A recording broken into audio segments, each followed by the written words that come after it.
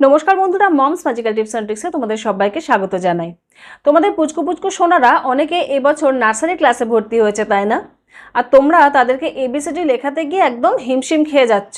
স্কুলে তো গাড়ি একদম ফুল স্পিডে ছুটছে, কিন্তু বাড়িতে সেটা নিয়ে একদম হিমশিম খেয়ে যেতে হচ্ছে। আজকের ভিডিওতে আমি তোমাদের সাথে এবিসিডি লেখানোর বেশ কিছু টিপস শেয়ার করব, যে টিপসগুলো আমি আমার ছেলেদের যখন লেখা শিখিয়েছিলাম তখন অ্যাপ্লাই করতাম।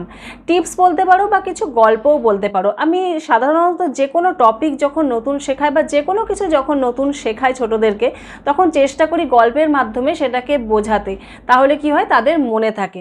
তো আমার ছেলেদের ক্ষেত্রে আমি সেই জিনিসটাই অ্যাপ্লাই করেছিলাম এবং আজকেও আমি তোমাদের সাথে সেই বিষয়গুলোই একটু শেয়ার করতে চাই। দেখো তোমাদের এগুলো কোনো কাজে আসে কিনা। তাহলে চলো আজকের ভিডিওটা শুরু করি।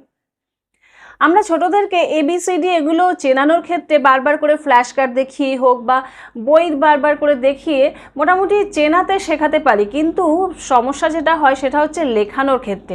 লেখাতে গিয়ে ভীষণ প্রবলেমে পড়তে হয়। তো এবিসিডি লেখানোর আগে যেটা আমাদের করা উচিত সেটা হচ্ছে বিভিন্ন যে বেসিক লাইন্সগুলো আছে সেগুলো শেখানো উচিত, যেগুলো এখনকার স্কুলগুলোতেও শেখানো হয় এবং তোমরা হয়তো অনেকেই সেগুলো জানো।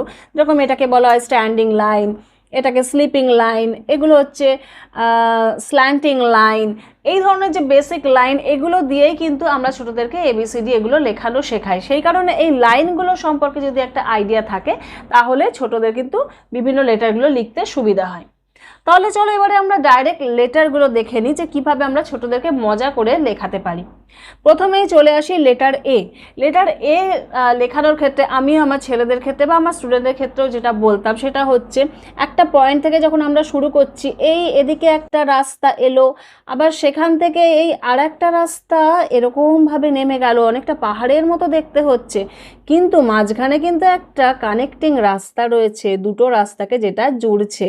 তাহলে আমাদের এটা হয়ে গেল এ। তো আমরা যদি এইভাবে গল্প বলে বলে কোনো কিছু করাই না, তাদের কিন্তু এই স্টোরিটা মনে থাকে যে এখান থেকে একটা রাস্তা আসছে, এখান থেকে একটা রাস্তা আসছে, বা এটা একটা পাহাড়ের মতো দেখতে হচ্ছে। এই যে গল্পগুলো যখন আমরা বলছি তখন কিন্তু ছোটদের সেগুলো মনে অনেকটা নাড়া দেয়। এরপরে বি লেখানোর সময় আমরা এরকম বলতে পারি, এখানে এই আমরা একটা সোজা লাইন দিলাম, মানে একটা স্ট্যান্ডিং লাইন করলাম, এরপরে দুটো এই রকম বাঁকা বাঁকা রাস্তা। বাবা, এটা কি পাহাড়ি রাস্তা নাকি, এত বাঁকা কেন, এরকম কার্ভ হয়ে যাচ্ছে, কার্ভ লাইন হয়ে গেল। তাহলে এইভাবে আমরা বি লেখাতে পারি। এরপরে সি যখন লেখাবো, ওই যে আমরা বি এর যে কার্ভগুলো দিয়েছিলাম সেটাকেই যদি একটু ঘুরিয়ে দিই তাহলেই তো হয়ে যাচ্ছে সি। এই এরকম একটা ঘুরিয়ে একটা রাস্তা বানিয়ে দিলাম, হয়ে গেল সি। এবারে আসছে ডি। ডিও তো অনেকটা বি এর মতোই, প্রথমে একটা সোজা লাইন গেল আর এখানে একটাই কার্ভ একটা রাস্তা রয়েছে, তাহলে এটা হয়ে গেল আমাদের ডি। এরপরে আসছে ই। ই শেখানোর ক্ষেত্রে ই এবং এফ দুটো একসাথে শেখালে আরও বেশি মজা হয়। কারণ কি, দেখো আমরা যখন ই শেখাচ্ছি তখন প্রথমে একটা এই রাস্তা চলে গেছে, স্ট্যান্ডিং লাইনের রাস্তা, তারপরে আমাদের তিনটে স্লিপিং লাইন লিখতে হবে, একটা এখানে রয়েছে, এই মাঝখানে একটা ছোট, আবার নিচেরটাই একই লেন্থের হবে, মানে উপর আর নিচেরটা একটু বড়, মাঝখানেরটা ছোট। এইটা হয়ে গেল ই। এবারে আমরা আবার একটা ই লিখব, আবার একটা এরকম ই লিখছি, কিন্তু কি হবে, এই যে ইয়ের যে নিচের যে এই যে দাগটাই একটা পায়ের মতো, এই পাটা না কি একটা দুষ্টু এসে ভেঙে দিয়েছে, তাহলে এটাই হয়ে গেল এফ। ইয়েরই যখন আমরা একটা পাকে খুলে নিই তখনই এটা হয়ে যায় এফ। তো আমরা কিন্তু এরকম মজা করে করে গল্প বলতে পারি ছোটদেরকে। এবারে চলে যাব জি লেখানোর। আমি আমার ছেলেদেরকেও মজা করে বলতাম, আচ্ছা প্রথমে একটা সি লেখো তো, আচ্ছা সি লেখা হয়ে গেল, এই হয়ে গেল সি। এবার সি এর পাশে একটা স্টুল রাখা রয়েছে, এই এই এই এখানে তো আমরা বসতে পারবো, হ্যাঁ মনে হচ্ছে বসতে পারবো, একটু ছোট হয়ে গেল স্টুলটা, কিন্তু আমরা বসতে পারবো, এই হয়ে গেল আমাদের জি। এবারে চলে যাব এইচ। এইচ যেরকম হচ্ছে, আমরা অনেকটা যে ল্যাডারগুলো হয় বা মই হয়, আমরা তো সেই মই আঁকছি, সেরকমই তো দেখতে হয় এইচ। এই পাশে একটা লাইন, এই পাশে একটা লাইন, এই মাঝখানে এই একটা লাইন চলে গেল, এর ওপর দিয়ে পা দিয়ে দিয়ে আমরা উপরে উঠতে পারবো, তাহলে এটা হয়ে গেল আমাদের এইচ। আর আই, আই তো একটা সিম্পল স্ট্যান্ডিং লাইন করে দিলেই হয়ে যাচ্ছে আই, এই যে হয়ে গেল আমাদের আই। এরপরে যেটা প্রবলেম হয়, যে লিখতে গিয়ে জের মাথা এদিকে ঘুরবে না ওদিকে ঘুরবে, ভীষণ কনফিউশন। তাহলে আমরা যে যখন শেখাবো তখন কিন্তু আমরা এরকমভাবে বলতে পারি, এই আমরা একটা দাগ দিলাম, তারপরে এরকম আয়ের মতোই করলাম, কিন্তু এর যে সুরটা সে না আয়ের দিকে ঘুরে আছে, কারণ এ তো আয়ের সাথে গল্প করছে, তখন আয়ের দিকে মুখ ঘুরিয়ে আছে, সেই জন্যই তো এই সুর যেটা সেটা কিন্তু এই দিকে হচ্ছে। তাহলে আমরা এইভাবে শিখিয়ে দিতে পারলাম কিভাবে যে লিখতে হয়, এবং এখানে কোনো কনফিউশন হচ্ছে না, মুখ এইটা ওইদিকে যাবে না এদিকে আসবে, এটা তো আয়ের দিকে ঘুরে আছে, এইভাবে শেখালেই কিন্তু হয়ে যায়। এরপরে দেখবো আমরা কে কিভাবে লেখাতে পারি। এখানেও সেই একটা প্রথমে লাইন রেখা হলো, এখানে একটা স্ট্যান্ডিং লাইন হলো, তারপরে এই এদিকে একটা হাত চলে গেছে, এদিকে একটা হাত চলে গেছে, কে তো পুরো দুই হাত ছড়িয়ে দিয়ে বসে আছে। তো আমরাও ছোটদেরকে এরকমভাবে হাত ছড়িয়ে দিয়ে ডেমো দেখাতে পারি, এইভাবে হাত ছড়িয়ে দিয়ে বসে রয়েছে। এবারে কে এর পরে চলে আসছে এল, এলেও সেই একটা লাইন, বাবা এত লম্বা লম্বা লাঠি, লম্বা লম্বা লাঠি দিতে হচ্ছে, এই একখানা লাঠি এলো, আবার এইদিকে চলে গেল, এই হয়ে যাচ্ছে আমাদের এল। এবারে আমরা কার কাছে যাব, এম এর কাছে যাব। এম এও প্রথমে একটা লাইন হলো, এখান থেকে এবারে আমরা স্লাইডের মতো নামবো, সা করে নামছি, আবার উঠছি, এদিকে সা করে উঠছি, আবার নামবো। কি মজা, মনে হচ্ছে দুটো স্লাইড পাশাপাশি আছে, এখানে একটা বন্ধু বসে আছে, এখানে একটা বন্ধু বসে আছে, এখান দিয়ে একজন নামবে, এখান দিয়ে একজন নামবে, দিয়ে দুজন হাত ধরাধরি করবে, তাহলে হয়ে গেল এখানে এম। আর এন এর ক্ষেত্রে কি হয়, একটাই স্লাইড, এই একটা লাইন, এখান থেকে একটা স্লাইড নেমে গেছে সা করে, তারপরে আবার এটা উপরের দিকে যেমন ছিল সেরকমই রয়ে গেছে।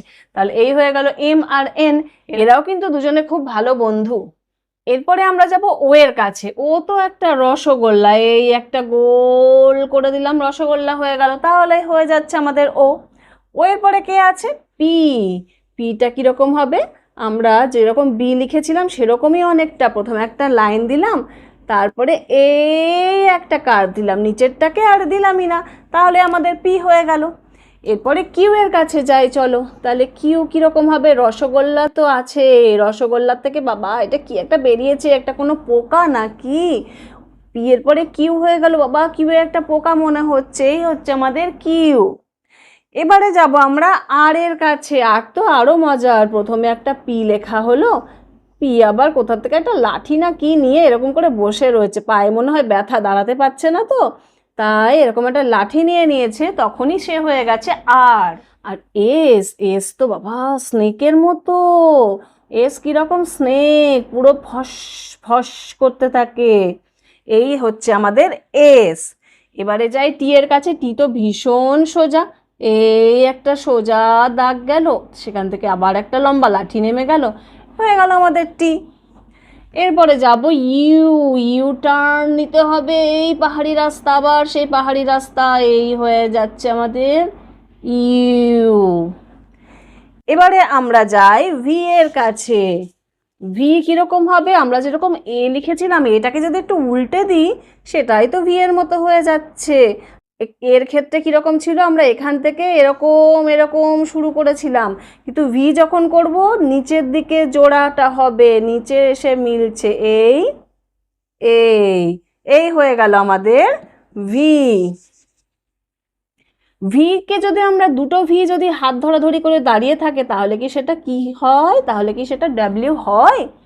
ভি যদি হাত ধরাধরি করে যখন দাঁড়াচ্ছে দুটো ভি, অমনি তখন ডাব্লিউ হয়ে যাচ্ছে তো। আর এক্স, এক্স তো ক্রস, খেলবই না, কাটাকুটি, কাটাকুটি খেলে দিলাম, হয়ে গেল এক্স। এবারে যাই ওয়াই এর কাছে। বাবা ওয়াই তো একটা ছোট্ট বেবি ভি, বেবি ভি আবার একটা এরকম লাঠি রয়েছে, এই বেবি ভি এর নিচে একটা লাইন, একটা লাঠি, অমনি হয়ে যাচ্ছে ওয়াই। আর জেড তো বাবা এনের এত ঘুম পেয়েছে, আমরা যে এনটা লিখেছিলাম না, এনের এত ঘুম পেয়েছে, এন শুয়ে পড়েছে, অমনি সে জেড এর মতো হয়ে গেছে, এই সেই এরকমই আছে, আবার এরকম এসছে, আবার এরকম গেছে, দেখো এই এনটাকে যদি আমরা শুয়ে দিই তাহলেই তো সে জেড হয়ে যাচ্ছে। তাহলে দেখো বন্ধুরা, আমরা কিন্তু এ থেকে জেড পর্যন্ত প্রত্যেকটা লেটারের জন্য কোনো না কোনো গল্প এভাবে বানাতেই পারি। আমি যেভাবে বললাম সেভাবেই তোমাদের বলতে হবে তারও কোনো মানে নেই। তোমরা নিজেদের মতো করে গল্প বানাও, নিজেদের মতো করে এক্সপেরিমেন্ট করো, কোনটা তোমার পুচকুসোনাটা ভালো করে নিচ্ছে, ভালো মজা করে বুঝছে, সেটা যখন অ্যাপ্লাই করবে দেখবে তারা খুব তাড়াতাড়ি শিখে যাবে। শুধুমাত্র আমরা যদি বই খাতা নিয়ে বসিয়ে দিয়ে বলে দিই যে আরে এটা লেখো তো, বা লিখে দিলাম, বললাম জাস্ট এটা বলাও তো, তাতে কিন্তু সেই ইন্টারেস্টটা গ্রো হয় না। তো আমরা যদি একটু মজা করে শেখাতে থাকি তাহলে কিন্তু অনেক ভালো হয়। এবং এগুলো লেখানোর ক্ষেত্রে আরেকটা বিষয় বলবো যে সবকটা লেটার কিন্তু একসাথে লেখালে হবে না, অল্প অল্প করে দুটো করে প্র্যাকটিস করাতে হবে। প্রথম দিনে হয়তো এ আর বি করানো হলো, সেটাই 2 দিন প্র্যাকটিস করিয়ে তারপরে আবার এ বির সাথে সি ডি নতুন অ্যাড করা হলো, মানে পুরোনোটাকেও রিভিশন করাতে হবে, আবার নতুনেও এগিয়ে যেতে হবে। এইভাবে স্টেপ বাই স্টেপ যদি আমরা একটু ধৈর্য নিয়ে এগোই তাহলে কিন্তু তারা খুব সহজেই এ থেকে জেড পর্যন্ত লেখা শিখে যায়।